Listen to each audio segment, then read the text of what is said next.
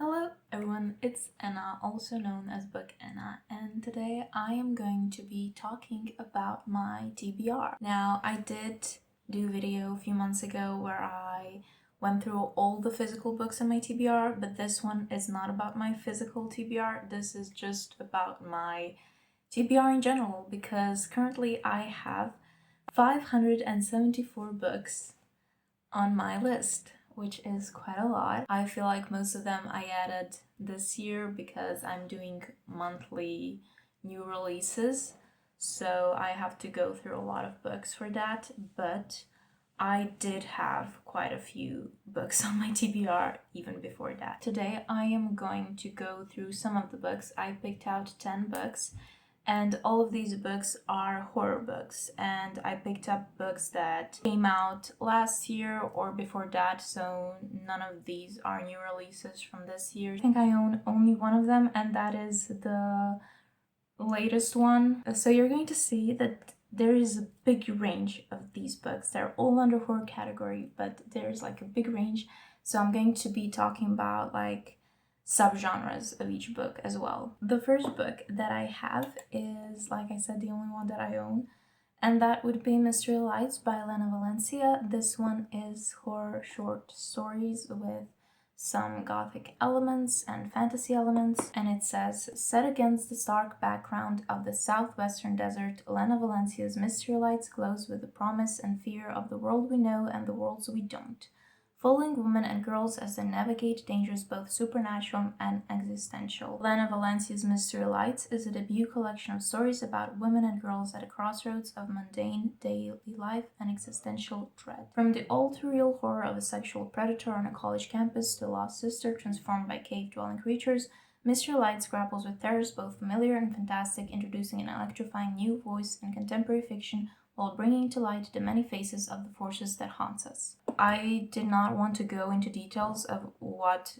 every single story is about. There are like science fiction stories, paranormal, I feel like even the slasher story. I really like finding collection of stories that, are under one genre but have so much diversity in them, and I feel like this one definitely does. So the next book I heard a lot of people talk about, definitely I feel like it was very popular last year when it came out. That would be The Eyes Are the Best Part by Monika Kim. I remember I was trying to find it in my local bookstore and it wasn't there, and then when they got it finally, it cost almost 30 euros and it was for a paperback, so I didn't buy it still, and I cannot find it anywhere in ebook form, so I'm just waiting for it to come in like a little paperback so I can order it, so I don't have to pay 30 euros for this book. It says that it's like Crying in H Mart, which I have not read, meets My Sister is a Serial Killer, which I also have not read. I want to read both of those as well. In this feminist psychological horror about the making of a female serial killer from a Korean American perspective. So this one came out June of last year. It's about this girl who lives with her mother, and her mother gets a new boyfriend and she really does not like this boyfriend. She starts having these very horrifying, bizarre dreams about eyes. They're like, she sees that these eyes kind of look like eyes of her mother's boyfriend, and she kind of gets obsessed with his eyes and she wants to eat them. It sounds horrifying and I just want to read it really bad. It kind of gives me the same vibe as Mayfly did, like that kind of woman raging and doing bizarre things, which I love. The next book that I have was from April of 2024, and this one is Fragile Animals by Genevieve Jagger. This one is vampire horror. I'm going to read a complete synopsis of this one because it's very short. When an ex-Catholic woman develops a sexual relationship with a vampire, she is forced to confront the memories that haunt her religious past. Struggling to deal with the familial trauma of her Catholic upbringing, hotel cleaner Noelle travels to the Isle of Bute. There, she meets a man who claims to be a vampire, and a relationship blooms between them based solely on confession. But as talk turns sacrilegious and the weather outside grows colder, Noelle struggles to come to terms with her blasphemous sexuality. She becomes haunted by memories of her past, her mother's affair with the local priest, and the part she played in ending it. This one sounds like it could be a bit more psychological, definitely, and a vampire story. And I love psychological stories, and I love vampire stories. I really want to find another good vampire story because last few that I read I wasn't very happy with. There are only 2 so far that I really enjoyed, and I am still looking for them because I know that I love vampire stories, but I'm just like looking for good ones. The cover of this book is terrifying, and it made me have this like kind of physical reaction. I feel like vomiting when I look at it. The book is Brainwyrms by Alison Rumfitt. When a transphobic woman bombs Frankie's workplace, she blows up Frankie's life with it as the media descends like vultures. Frankie tries to cope with the carnage, binge drinking, and pushing away her friends. Then she meets Vanya, mysterious, beautiful, terrifying Vanya. Brainwyrms confronts the creeping reality of political terrorism while exploring the depths of love, pain, and identity. It's horror, but it's like queer horror. I just want to say, I read the synopsis of this book. It doesn't say anything about worms or brains, so I'm very confused because the cover of this book is full of worms, but the synopsis of this book doesn't have any, and I think I would be disappointed, quite disappointed, if the book didn't have any worms in it. I'm kind of expecting worms right now. You know, when you put so many worms on a cover, you kind of expect the book to be about worms and brains. The cover gives me very science fiction vibes, and the synopsis really does not, but I still want to read it. I still want to give it a try. And I'm hoping that it will be about worms. The next book that I have is Chlorine by Jade Song. This one I wanted to read so bad also for such a long time. This one is from 2023. I heard about this book and then I heard a lot of people talking about this book and how they liked it a lot, and it sounds like a book that I would just eat up. Yeah, I just love these kind of books about obsessions. I love books about people being obsessed with something. In the vein of The Pisces and The Vegetarian, Chlorine is a debut novel that blurs the line between a literary coming-of-age narrative and a dark, unsettling horror tale, told from an adult perspective of the trials and tribulations of growing up in a society that puts pressure on young women and their bodies.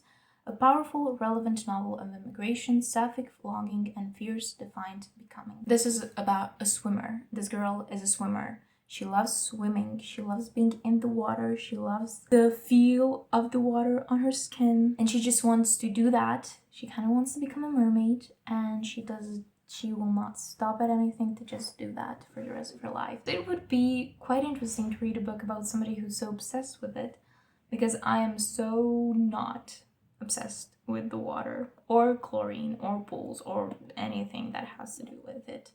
I just hate the feeling of water on my skin. It just, The next book is something completely different. This one is paranormal horror, about paranormal haunted house. I like those kind of stories a lot. I like love house horror, which house is sentient and house, is haunted. I love those kind of stories very much. This one is by Johnny Compton. It says, Eric Ross is on the run from a mysterious past with his 2 daughters in tow. Having left his wife, his house, his whole life behind in Maryland, he's desperate for money.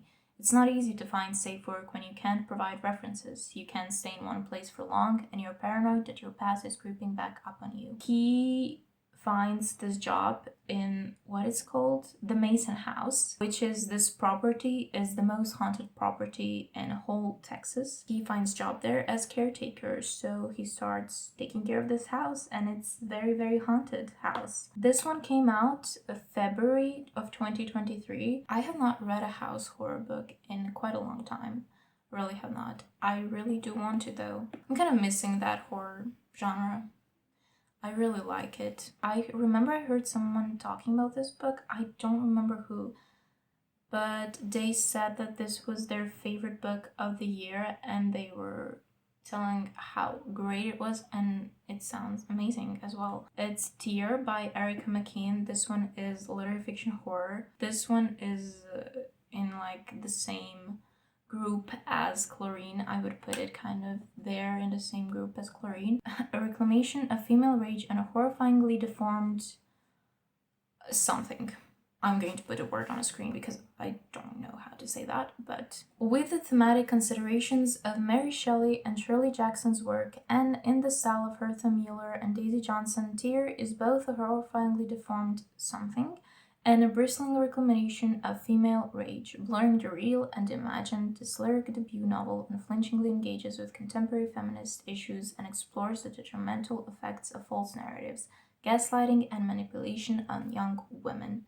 That's why I feel like it's like Chlorine, because both of them are kind of about women being manipulated and how women are seen in society. I believe that this one follows a woman who is in the basement, and all of a sudden the basement is kind of gaslighting her because it has a lock and she's locked, and it didn't have a lock before. I feel this one could be very metaphorical, and this one came out in September 2022. Okay, the next book is something that I have not read before. It's a horror fantasy romance, Pueyo, but not too bold. It's The Shape of Water meets Mexican Gothic in this sapphic monster romance novella wrapped in Gothic fantasy trappings. I never read monster romance books. I did read vampire horror with romance in it, but I wouldn't put vampires under the monsters. The old keepers of the keys is dead, and the creature who ate her is the volatile lady of the capricious house, Anathema, an enormous humanoid spider with a taste for laudanum and human brides. Dahlia, the old keeper's prodigy, must take up her duties, locking and unlocking the slow drawers in which Anathema keeps her memories. And if she can unravel the crime that led to her predecessor's death, Dahlia might just be able to survive long enough to grow into her new role. But there's a gaping hole in Dahlia's plan that she refuses to see. Anathema cannot resist a beautiful woman, and she eventually devours every single bride that crosses her path. This one is about a spider, big spider, who devours brides. Amazing. I love it. It's a novella, and it came out in February 2022. The next book that I think I have for the longest on this list is Ring Shout by Djeli Clark. This one is horror historical fantasy. I feel like you can understand what this book will be about just based on the cover. In 1915, the Birth of a Nation cast a spell across America, swelling the clan's ranks and drinking deep from the darkest thoughts of white folk. All across the nation they ride, spreading fear and violence among the vulnerable. They plan to bring hell to earth, but even Ku Kluxes can die. Standing in their ways is some French name and her fellow residents fighters, a foul-mouthed sharpshooter and a Harlem hellfighter. Armed with blade, bullet, and bomb, they hunt their hunters and send the clan's demons straight to hell. But something awful's brewing in McKeen, and the war in hell is about to heat up. This one is basically if KKK members were literal demons, and I feel this one will be hard to read because it is historical. Horror is just based on reality. Next book that I have is from 2018, from January of 2018. This is Jawbone by Monika Ojeda, and it's translated by Sarah Booker. When Fernanda, Annalise, and their friends from the Delta Bilingual Academy convene after school, Annalise leads them in thrilling but increasingly dangerous rituals to a rhinestone Dior-scented drag queen god of her own invention. Even more perilous is the secret Annalise and Fernanda share, rooted in a dare in which violence meets love. Meanwhile, their literature teacher, Miss Clara, who is obsessed with imitating her dead mother, struggles to preserve her deteriorating sanity. Each day she edges nearer to a dull break with reality. I think one of them gets abducted and held hostage, and by this teacher, and the other one is trying to get to her. This one is a thriller horror, and it sounds again psychological. I think synopsis of this book is very, very good, because I do remember wanting to take this book off my TBR at some point because I just completely forgot what it is about, and then I read the synopsis and I was like, I cannot take this off my TBR. I usually don't really go for thrillers, but just this one just sounds so good. It sounds so weird and I like it. Especially this like rituals to rhinestone the Dior-scented drag queen god of her own invention. What does that mean? What does that mean? I don't know. The last book that I have for today is a book from 2014. May of 2014, and this one is Suffer the Children by Craig Dilouie. Suffer the Children presents a terrifying tale of apocalyptic fiction as readers are introduced to Harrod's syndrome, a devastating illness that suddenly and swiftly kills all young children across the globe. Soon they return from the grave and ask for blood, and with blood they stop being dead. They continue to remain the children they once were, but only for a short time, as they need more blood to live.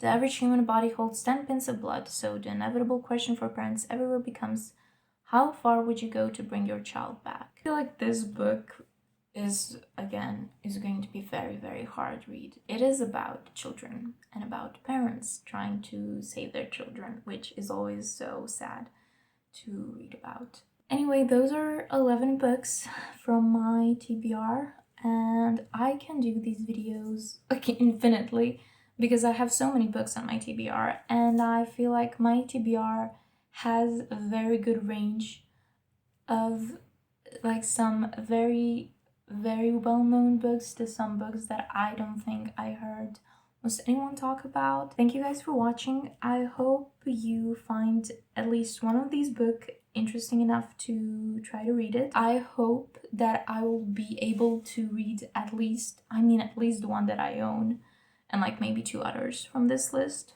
this year, so I can talk about them. I'll see you in my next video. Bye!